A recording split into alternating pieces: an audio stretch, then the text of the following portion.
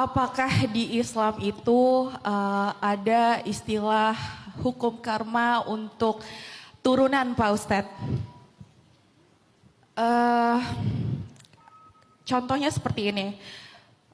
Orang tua kita melakukan kesalahan di masa lalu memiliki anak dan anak tersebut merasakan apa yang dilakukan kesalahan orang tuanya di masa lalu, Ustadz. Seperti itu, Ustadz.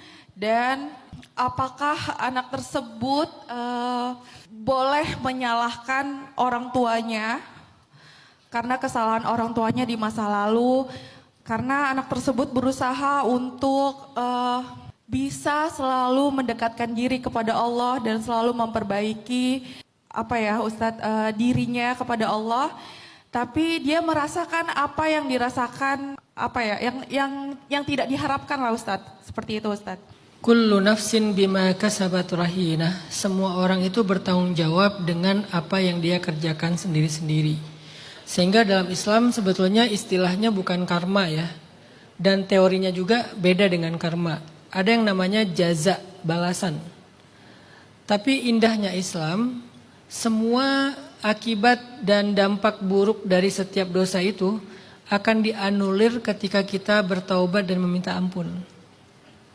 Jadi seseorang yang berbuat dosa di masa lalu, dampak dari dosanya itu mungkin akan dirasakan oleh dia dan orang sekitarnya. Dampak ya, bukan dosa turunan tapi dampak dari dosa. Kayak misalnya kita buang sampah kan, pasti kan dampaknya bukan ke kita doang, ke semua orang yang tinggal di pinggir kali itu karena kalinya kesumbat sama sampah misalnya.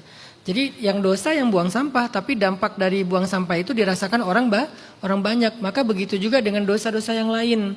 Ketika ayah ibu berbuat dosa, maka dampak dari dosa itu mungkin akan dirasakan sekeluarganya. Tapi yang berdosa hanya ayahnya atau ibunya yang berbuat dosa itu. Cuman indahnya Islam, ketika yang pendosa ini bertaubat dan beristighfar, maka Allah juga akan mencabut semua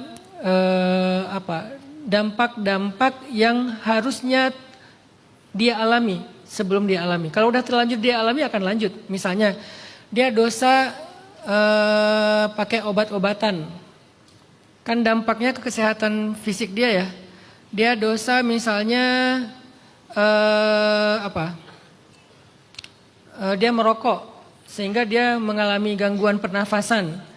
Dampaknya juga ke bayinya kan, bayinya juga bisa mengalami pernafasan karena sebagai perokok pasif, dia yang menghirup asap rokok dari ayahnya misalnya. Tapi begitu ayahnya bertaubat, nggak mau ngerokok lagi, kalau dampaknya tadi masih berjalan, tapi dosanya udah dicabut sama Allah. Padahal dosa itu sendiri itu ada dampaknya. Jadi selain perbuatan kita ada dampaknya, dosa itu juga ada dampaknya. Kalau kita udah bertobat, dampak dari dosa itu akan dicabut. Contoh dampak dari dosa itu apa? Dampaknya hilangnya cahaya keimanan di wajah kita.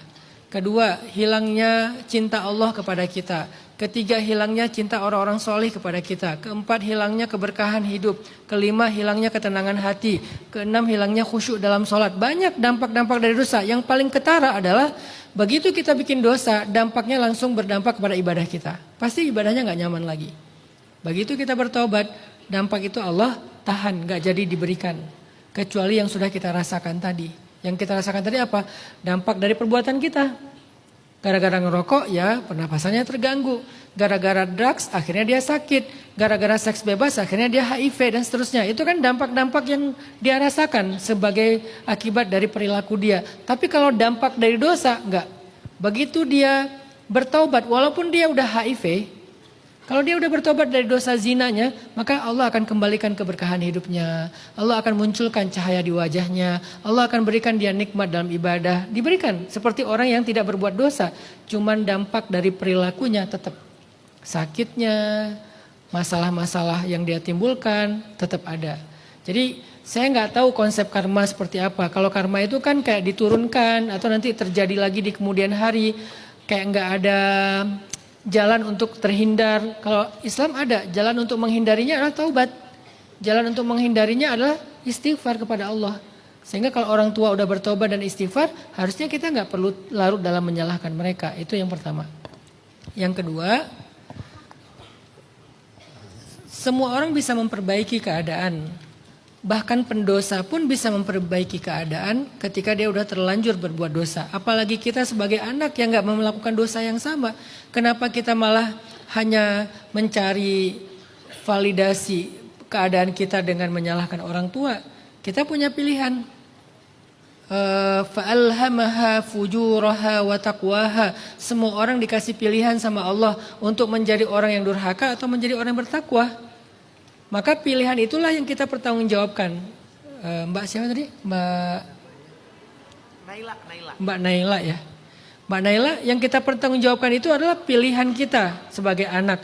Kita memilih untuk berjuang atau memilih untuk menyerah dan mencari pembenaran atau mencari excuse, yaitu dengan menyalahkan orang tua atau orang-orang yang lain. Disitulah pertanggungjawaban kita.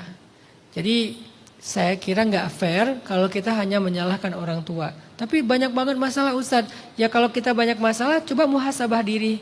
Kalau kita ngerasa nggak kuat, coba berikan kepada Allah biar Allah yang angkat. Balik lagi ke teori tadi, self esteemnya. Saya kira demikian.